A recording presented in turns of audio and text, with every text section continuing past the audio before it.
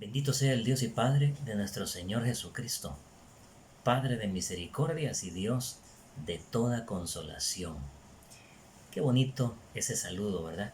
Es el saludo que dio el apóstol Pablo en una de sus cartas a las iglesias del Nuevo Testamento.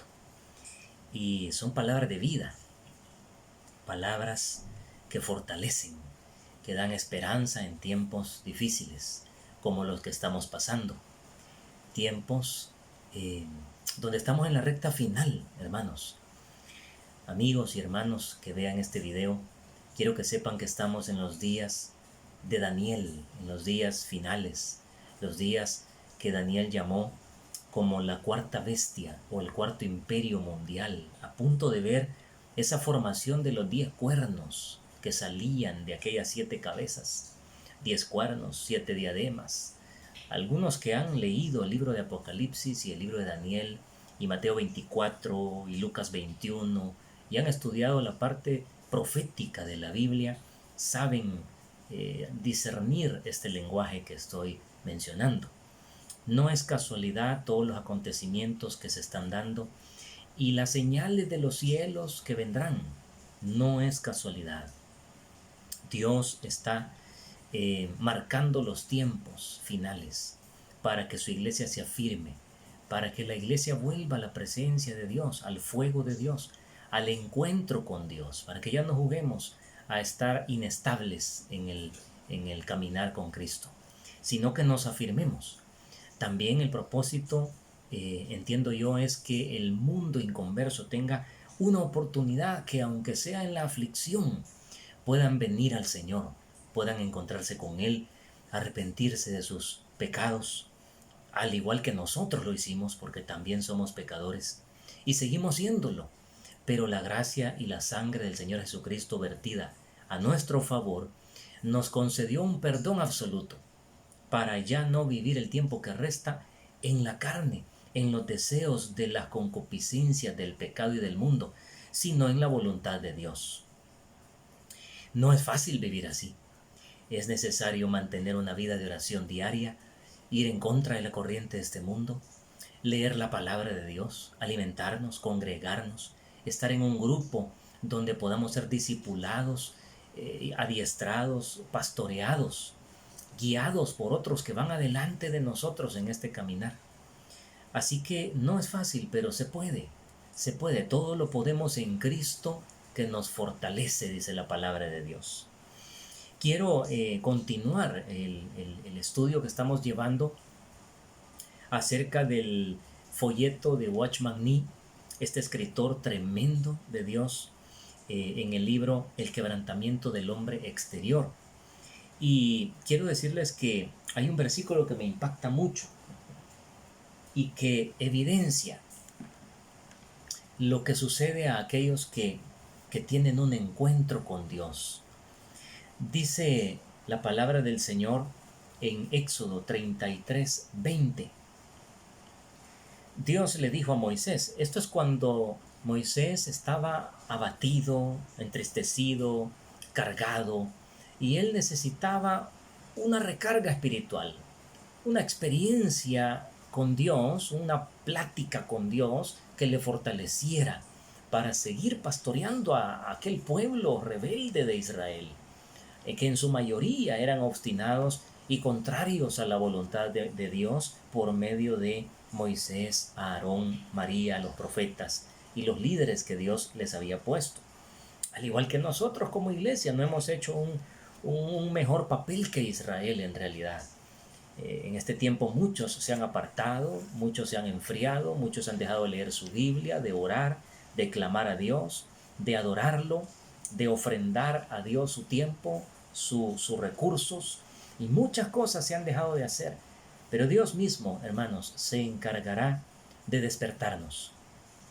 Dios mismo, a través de sus eventos y de su reloj profético, se encargará de despertar el espíritu adormecido de su iglesia en este último tiempo. Porque somos la iglesia del último tiempo. Ahora bien, Dios, cuando se le manifestó a Moisés y le dio una experiencia nueva, digámoslo así, dentro de la relación que él tenía con su siervo. ¿Se acuerdan ustedes que le mostró las espaldas cuando Moisés le dijo, muéstrame tu rostro, muéstrame tu gloria? Vuélveme en otras palabras, a dar fuerzas para seguir adelante, porque soy hombre, soy un hombre frágil, débil, insignificante, pastoreando a 1.000.000 de personas en un desierto. Oiga, qué tremendo. Entonces Dios le dijo, bueno, métete en la hendidura de la peña y yo te mostraré mis espaldas. ¿Se acuerda de eso? Dios dejó un principio ahí muy hermoso, donde dice en el versículo 20 de Éxodo 33, dijo más Dios, no podrás ver mi rostro, porque no me verá hombre y vivirá. ¿Qué significa semejante aseveración? No me verá un ser humano y podrá quedar vivo. Bueno, en todo el Antiguo Testamento, los hebreos sabían que nadie podía soportar ver a Dios y la presencia de Dios. Nadie. Algunos murieron. Algunas personas ni siquiera vieron el rostro de Dios, porque Dios es espíritu, como aquel hombre que quiso ayudar cuando el arca era trasladada por David, ¿se acuerdan? Y no era levita y cayó muerto. Ni siquiera vio la gloria de Dios, sencillamente tocó lo que no tenía que tocar y cayó muerto. Ya no digamos ver a Dios, ver la gloria de Dios. Lo que Dios estaba estableciendo es que en este cuerpo humano y pecaminoso y de barro débil, nadie puede ver a Dios. Sin embargo, quiero utilizar este versículo porque hay una revelación espiritual dentro de él, que nos dice también que, en otras palabras, ¿verdad? Lo voy a tratar de parafrasear. ¿Cómo en el espíritu podemos entender esta palabra? Es más o menos así. No me conocerá un hombre y seguirá siendo el mismo.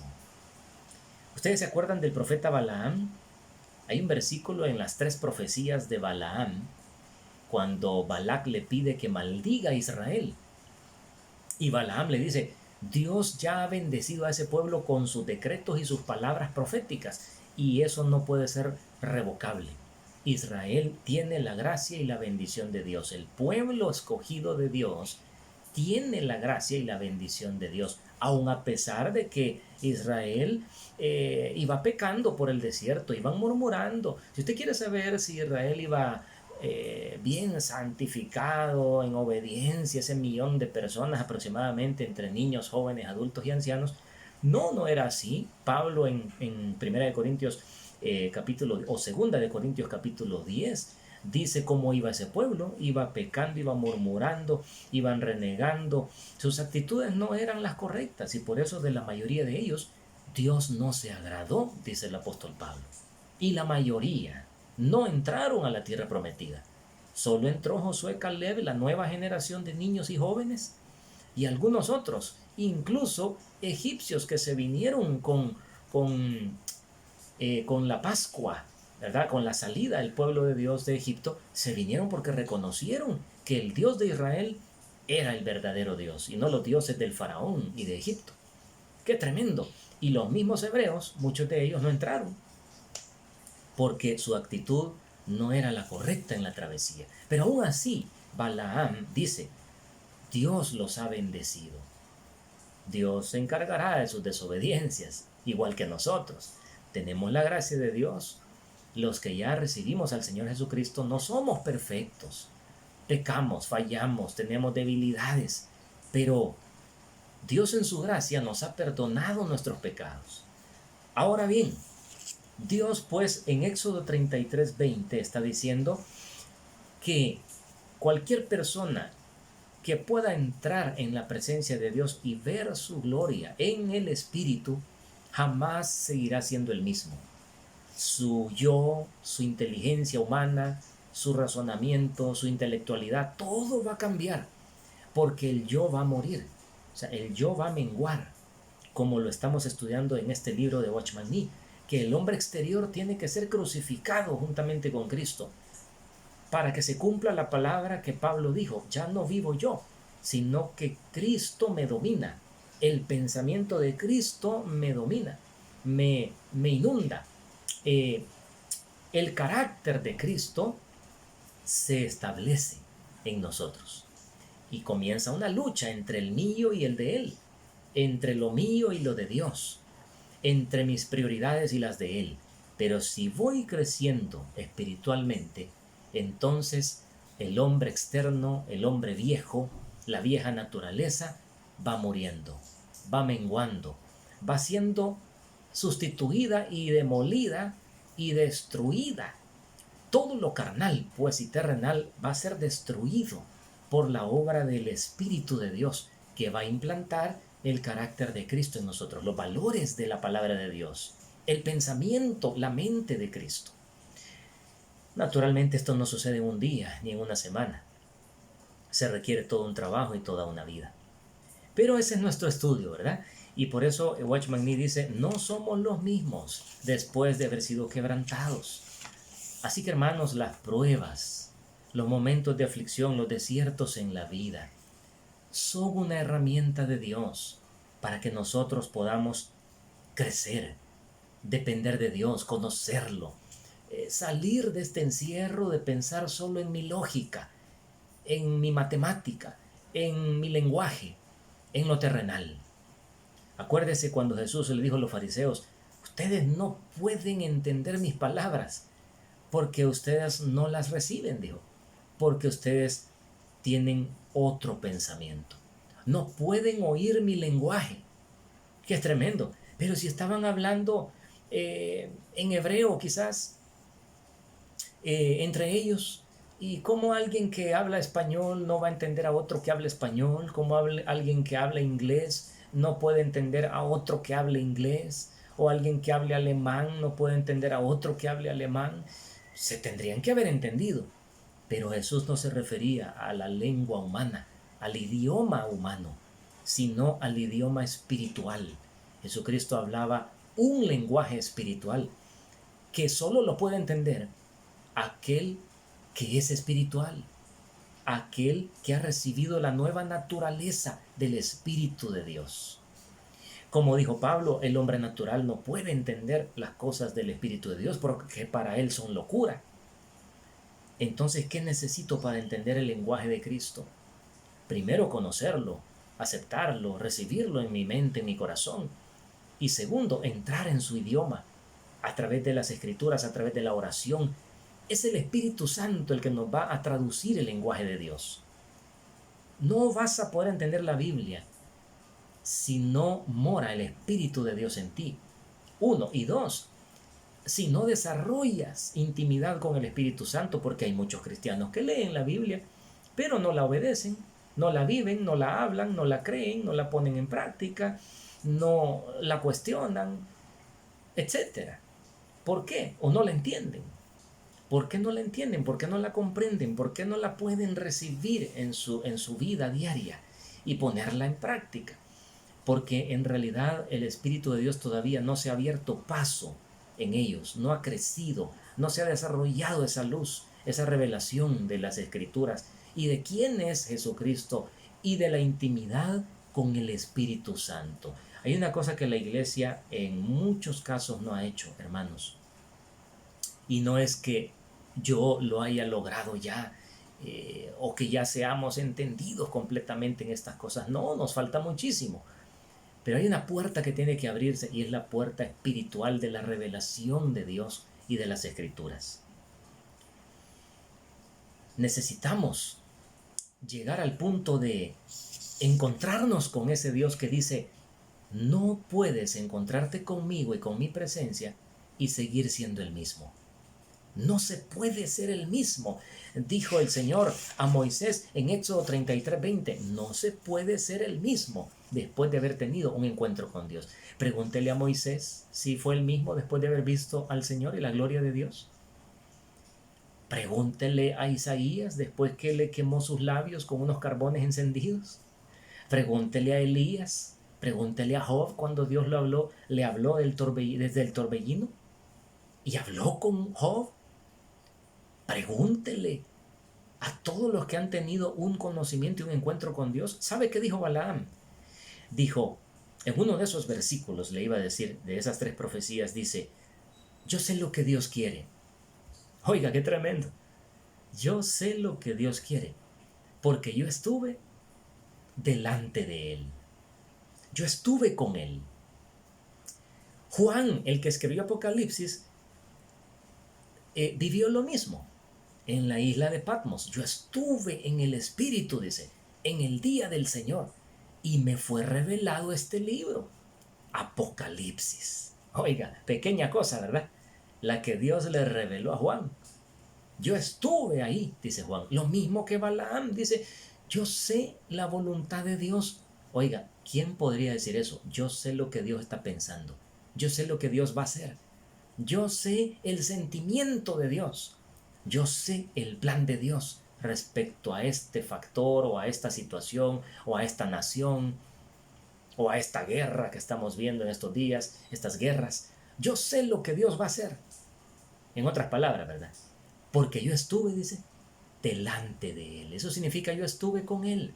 Yo estuve en el secreto con Dios. Como dice Jeremías, si hubieras estado en el secreto de Dios, habrías entendido lo que tenías que hablarle al pueblo de Dios. Este versículo es para los ministros, para nosotros. Es lo mismo que dijo Jesús. Tú cuando quieras hablar con Dios, enciérrate en tu cuarto y cerrada tu puerta. Ora en secreto, habla con Dios en la puerta, con la puerta cerrada, en privado, pues habla con Dios y Él te recompensará de muchas maneras cuando lo necesites o cuando estés transmitiendo su mensaje a otros en público. O otros verán tu bendición y será pública tu recompensa. O la sanidad que vas a recibir. Hay millones de maneras como Dios nos puede recompensar el tiempo con Él. Pero nadie puede ser el mismo después de acercarse a Dios. Y de eso trata este libro de Watchman Nee. El quebrantamiento del viejo hombre, del hombre terrenal. La muerte y la crucifixión de lo terrenal en nosotros abre paso a esa bendición, a esa luz, a ese espíritu de Dios, a ese conocimiento espiritual, a esa fuerza espiritual, a esa fe que necesito. No se puede crecer en el espíritu si no se pierde en lo humano, en lo terrenal y en lo mental. Si no estoy dispuesto a perder mi mente humana para adquirir la mentalidad de Cristo. Porque eso es lo que dice la palabra, hermanos. Nosotros tenemos, dice el apóstol Pablo, la mente de Cristo. Imagínense lo que tenemos adentro. ¿Cómo puedo yo tener la mente de Cristo? Por causa de que tenemos al Espíritu Santo adentro. Pero a veces el Espíritu está encarcelado, como hemos dicho en los otros videos anteriores. Tienes que ver esta serie, ¿verdad? Y los videos anteriores de este canal, para poder ir entendiendo lo que vamos hablando, ¿verdad? Así que Watchman Nee dice en este párrafo, mientras el creyente no esté profundamente unido al Señor o buscando el rostro del Señor, fíjese, no habla de cristianos cuya profundidad llega hasta el punto solamente de orar por los alimentos. Padre, te doy gracias por los alimentos, gracias por este día, Señor, con Dios me levanté y me acosté, amén. No, está hablando de personas que tienen una relación íntima con el Espíritu Santo y por ende con Jesucristo, porque el Espíritu es Cristo. Así que mientras el creyente no profundice en su comunión con el Señor, Dios no estará satisfecho. El propósito de nuestra salvación es que los salvos estén en completa comunión y unión con Dios. A fin de conducirnos, oiga bien, a este punto, Dios tiene que usar diversas circunstancias. Él nos conduce a tropezarnos con muchos obstáculos. Hace que estemos a veces angustiados y que seamos afligidos y quebrantados en nuestro corazón o en nuestra vida. Él hace que muchas cruces prácticas vengan a nosotros. ¿Se acuerda usted la base de este libro que estamos viendo? De este estudio. ¿Usted se acuerda el versículo base que al principio hablamos? Si no lo recuerda, usted puede ir en un cuaderno anotando en esto que estamos estudiando las bases, ¿verdad? Y la base era Juan 12:24. cuando Jesús dijo, si el grano de trigo o si un grano de alguna semilla cualquiera no cae a tierra y sufre putrefacción y muere, la parte externa tiene que morir. No se genera una vida de adentro de ella, no fructifica nada. No sale la vida de ella si no cae a tierra y sufre putrefacción y muerte. Todos sabemos eso. Más de alguno hemos practicado en el kinder o en el colegio aquella famosa siembra de un frijolito en un algodón húmedo, en un botecito, ¿se acuerdan? Bien, ahí podemos ver que la semilla necesita humedad, aunque no es tierra, pero necesita los minerales del agua. Sin embargo, en la tierra se cumple todo el ciclo, porque en el algodoncito aquel frijolito va a morir, porque necesita los nutrientes de la tierra. Pero en la tierra no, va a crecer, va a desarrollar, poco a poco se va a abrir paso, la vida que está dentro de la semilla se va a abrir paso, la semilla externa muere, es quebrada, es ablandada y entonces surge la vida. Eso es lo que dijo Jesús en Juan 12:24. Si muere, llevará mucho fruto. Si el creyente comienza ese proceso de putrefacción y muerte a lo terrenal, saldrá la vida de Cristo de dentro de él y entonces podrá producir muchas cosas en lo espiritual. Su crecimiento lo llevará a producir fruto. Así que también acuérdense ustedes que Pablo dijo, estoy juntamente crucificado con Cristo. Porque, hermanos, el yo, lo terrenal, repito, la sabiduría humana y terrenal tiene que morir, tiene que menguar. Todo lo carnal tiene que ir siendo sustituido por lo espiritual. Entonces, a fin de que este objetivo se dé, dice Watchman Nee, Dios permite que vengan aflicciones, como las que hablamos en Deuteronomio 8, 2 y 3, cuando Moisés ahí escribe esta revelación, que Dios tuvo que afligirnos y probarnos. Dice la palabra ahí, yo tuve, dice Dios, que probarlos y afligirlos y angustiarlos para ver cuánto confiaban en mí en el desierto, cuánto dependían de mí. Yo traje esas aflicciones a ustedes para probarlos, para saber si confiaban en mí o no confiaban en mí. Lo que sucede es que en el momento de las pruebas sale lo que realmente somos. Oiga, lo voy a repetir. Cuando tú tienes un proceso de aflicción y de prueba, viene el fuego de Dios de prueba. Entonces aflora lo que tengo realmente adentro. Aflora cómo pienso realmente.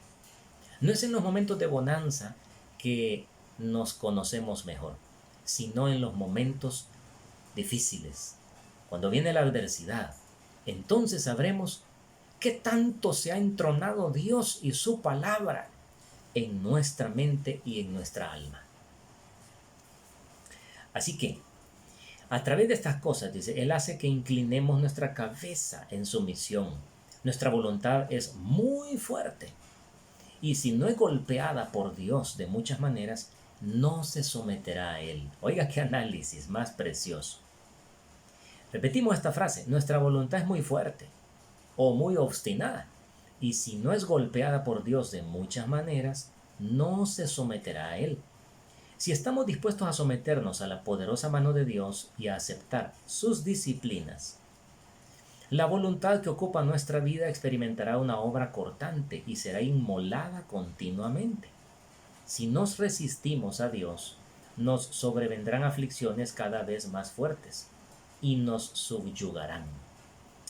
Al final Dios gana.